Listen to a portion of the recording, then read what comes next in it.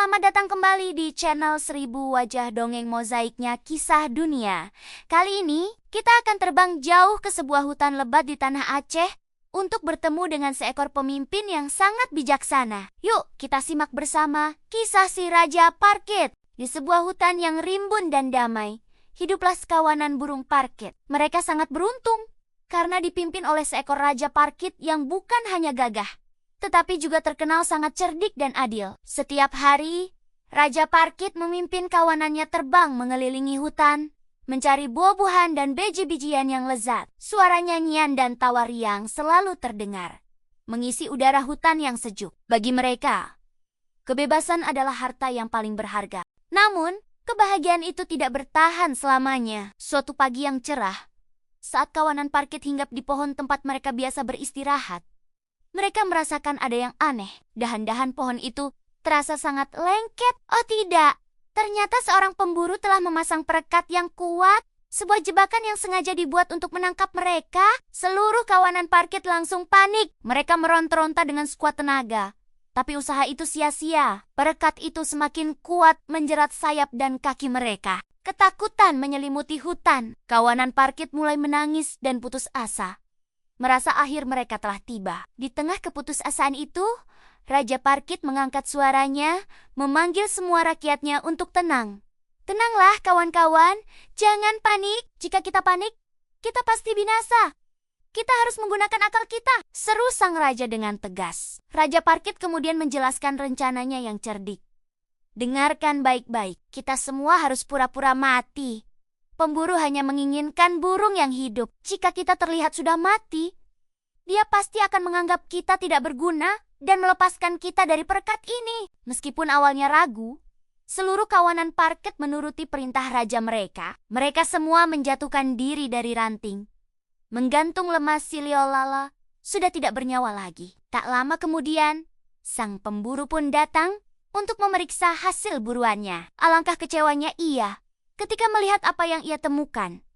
Puluhan burung Parkit tergantung lunglai, tampak sudah mati. Sial sekali, aku terlambat. Burung-burung ini sudah mati semua, gumam pemburu itu dengan kesal. Sambil terus menggerutu, pemburu mulai melepaskan burung-burung yang dianggapnya mati itu satu persatu dari perekat, lalu melemparkannya begitu saja ke tanah. Ia sangat lengah, hanya fokus membersihkan perekat di pohon. Inilah momen yang ditanggu-tanggu oleh Raja Parkit. Begitu burung terakhir menyentuh tanah dan dilepaskan oleh pemburu, Raja Parkit langsung memberikan kode dengan suara yang keras. Seketika itu juga, seluruh kawanan Parkit serentak mengepakkan sayap mereka. Mereka terbang melarikan diri menuju langit, meninggalkan pemburu yang terkejut setengah mati. Sayangnya, Raja Parkit yang masih berada di tangan pemburu tidak sempat ikut terbang. Ia tahu, jika ia melarikan diri saat itu juga, pemburu pasti akan mengejar kawanannya yang baru saja berhasil lolos. Demi keselamatan seluruh rakyatnya, Raja Parkit membuat sebuah pengorbanan besar. Ia berkata pada pemburu, "Wahai pemburu, janganlah kau kejar kawananku. Aku berjanji, aku akan tinggal bersamamu dan menghiburmu dengan nyanyianku yang merdu. Biarkanlah kawananku hidup bebas di hutan." Pemburu itu terkejut sekaligus senang mendengar tawaran itu. Ia pun membawa Raja Parkit pulang dan menjadikannya hewan peliharaan kesayangan. Setiap hari, Raja Parkit bernyanyi dengan suara paling merdu, membuat pemburu merasa sangat bahagia. Kabar tentang burung Parkit bersuara emas ini menyebar dengan cepat hingga terdengar sampai ke telinga Raja Manusia, penguasa wilayah tersebut. Raja Manusia menjadi sangat penasaran, dan akhirnya ia membeli Raja Parkit dari pemburu dengan bayaran sekantong uang emas. Kini, Raja Parkit hidup di dalam istana yang megah. Ia ditempatkan di sebuah sangkar yang terbuat dari emas murni, dihiasi dengan ukiran yang mewah, dan setiap hari diberi makan buah-buahan terbaik. Semua orang yang melihatnya pasti mengira ia sangat bahagia. Tapi, ternyata tidak. Meskipun hidup dalam kemewahan, hati Raja Parkit terasa hampa. Sangkar emas itu baginya tak lebih dari sebuah penjara yang indah. Setiap saat, ia merindukan semilir angin hutan, terbang bebas di antara awan, dan kebersamaan dengan kawanannya tercinta. Karena kesedihan yang mendalam, Raja Parkit pun jatuh sakit. Tubuhnya menjadi lemah, ia tidak mau makan, dan yang paling menyedihkan, Ia berhenti bernyanyi, melihat burung kesayangannya yang kini terlihat tua, sakit dan bisu. Raja manusia merasa sangat kecewa. Ia berpikir, untuk apa aku memelihara burung yang tidak berguna ini?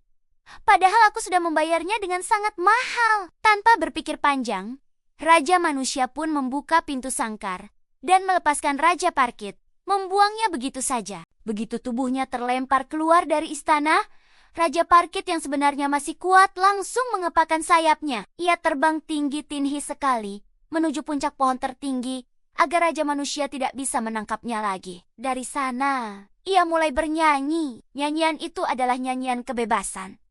Sebuah nyanyian yang lantang dan merdu untuk memanggil kawanannya. Tak lama kemudian, dari kehauan, tampak sekawanan burung parkit datang terbang mendekat untuk menjemput raja mereka. Mereka berkumpul dan berpelukan dengan haru, melepaskan rindu yang telah lama terpendam. Kemudian, mereka terbang bersama-sama kembali ke hutan Aceh yang rimbun dan damai. Raja Parkit akhirnya mendapatkan kembali kebahagiaannya yang sejati. Ia telah membuktikan bahwa kebebasan jauh lebih berharga daripada seluruh sangkar emas di dunia. Nah, teman-teman, apa pelajaran yang bisa kita ambil dari kisah ini? Kisah Raja Parkit mengajarkan kita bahwa kecerdikan dan akal sehat seringkali lebih ampuh daripada kekuatan fisik semata. Dan yang terpenting, seorang pemimpin yang baik adalah ia yang rela berkorban demi keselamatan rakyatnya. Terima kasih sudah menonton.